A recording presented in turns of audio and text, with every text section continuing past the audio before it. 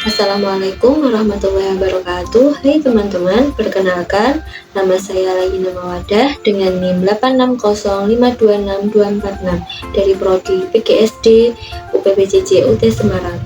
Kali ini saya akan membuat video untuk melengkapi tugas mata kuliah praktikum IPA di SD, yaitu modul 3 KP3 yang berjudul Sistem Pencernaan Manusia.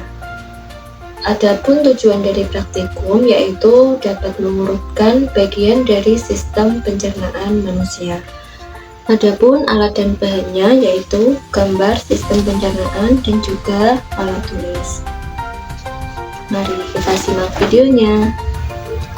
Sistem pencernaan makanan pada manusia merupakan sistem yang ada pada tubuh manusia yang berfungsi untuk mengubah makanan dan juga minuman yang masuk dalam tubuh menjadi energi dan juga nutrisi-nutrisi yang bermanfaat bagi tubuh kita seperti asam amino, lemak, ataupun glukosa. Proses pencernaan makanan pada manusia dibagi menjadi dua. Yang pertama, proses kimiawi, dan yang kedua adalah proses mekanik. Proses pencernaan mekanik merupakan proses perubahan makanan dari yang besar ataupun yang kasar menjadi lebih kecil dan juga halus. Sedangkan proses pencernaan kimiawi merupakan proses perubahan dari senyawa-senyawa kompleks menjadi senyawa-senyawa yang lebih sederhana yang dibantu dengan enzim.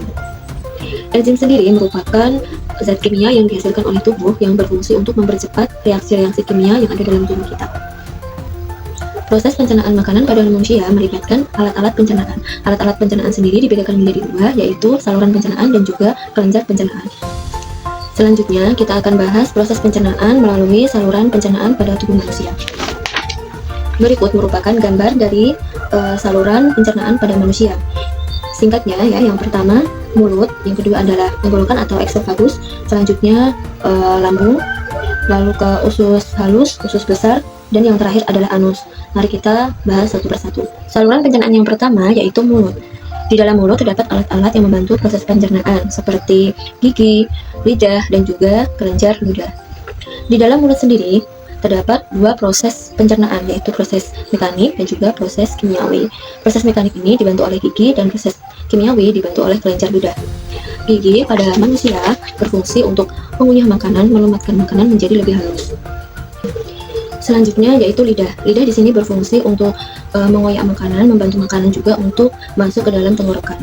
Selain itu, lidah juga berfungsi untuk mengecap makanan, bagaimana makanan bisa terasa asam, asin, manis, pahit. Dan yang ketiga yaitu kelenjar ludah. Kelenjar ludah menghasilkan air liur atau yang disebut dengan saliva. Disinilah terjadi proses pencernaan kimiawi. Di dalam ludah terdapat enzim petialin atau amilase. Enzim petialin ini berfungsi untuk mengubah makanan yang mengandung zat karbohidrat atau amilum menjadi gula sederhana atau disebut dengan maltosa. Setelah makanan dikunyah di dalam mulut, makanan akan didorong melalui esofagus untuk menuju ke lambung. Di dalam esofagus sendiri atau tenggorokan itu tidak terjadi proses pencernaan karena di sini merupakan hanya penghubung antara mulut ke lambung. Jadi makanan hanya melewati saja. Di dalam esofagus terdapat gerakan yang bernama gerakan peristaltik. Gerakan ini adalah gerakan gelombang pendorong makanan dari mulut menuju ke lambung. Untuk selanjutnya yaitu lambung. Letak dari lambung sendiri itu adalah di sebelah kiri rongga perut. Dinding lambung menghasilkan sel-sel kelenjar. Sel-sel kelenjar berfungsi sebagai kelenjar yang menghasilkan getah lambung. Dan getah lambung ini bersifat asam karena di dalamnya terdapat asam lambung.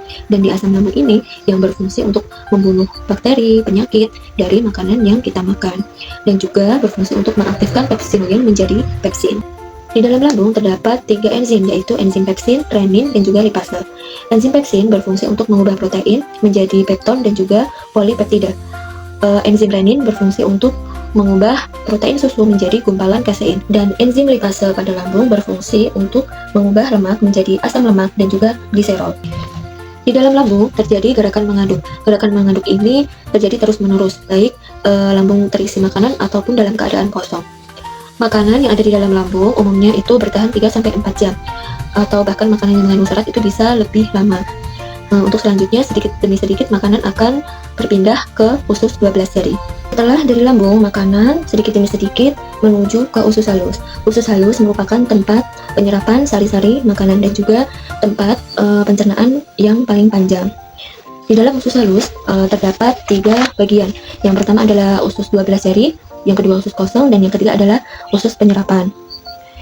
Di dalam usus halus bermuara getah pankreas dan juga saluran empedu. Pankreas menghasilkan getah pankreas yang mengandung enzim-enzim, yaitu amilase pankreas, lipase pankreas, dan juga trypsinogen.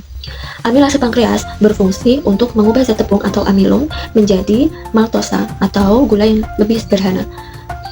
Lipase pankreas merupakan enzim yang berfungsi untuk mengubah lemak menjadi asam lemak dan juga gliserol. Trypsinogen ini berfungsi untuk mengaktifkan enzim trypsin, yaitu enzim yang berfungsi untuk mengubah protein dan peptol menjadi dipeptida dan juga asam amino. Untuk getah empedu atau empedu yaitu menghasilkan zat warna empedu atau bilirubin dan juga garam-garam empedu. Garam-garam empedu ini berfungsi untuk mengemuskan lemak, sedangkan bilirubin ini adalah memberikan warna khas pada feses. Setelah makanan diserap sari-sari makanannya pada usus halus, selanjutnya sisa dari makanan tadi akan masuk ke usus besar. Jadi di sini usus besar merupakan tampungan paling akhir dari sisa-sisa makanan yang tidak diambil sari-sarinya. Di dalam usus halus terjadi proses pencernaan kimiawi yang dibantu oleh enzim-enzim pencernaan. Seperti karbohidrat dicerna menjadi glukosa, lemak dicerna menjadi asam lemak dan gliserol, dan protein dicerna menjadi asam amino. Makanan yang tidak dapat dicerna oleh usus halus akan masuk ke dalam usus besar dan akan menjadi feses untuk dikeluarkan.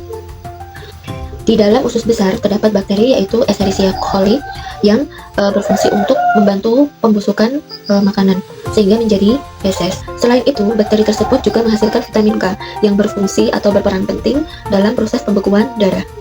Untuk selanjutnya, setelah makanan ini dibusukkan, dia akan disimpan di rektum.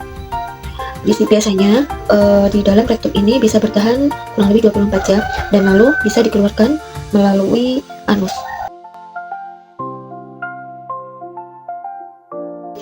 Demikian penjelasan singkat mengenai sistem pencernaan pada manusia. Semoga bermanfaat. Wassalamualaikum warahmatullahi wabarakatuh.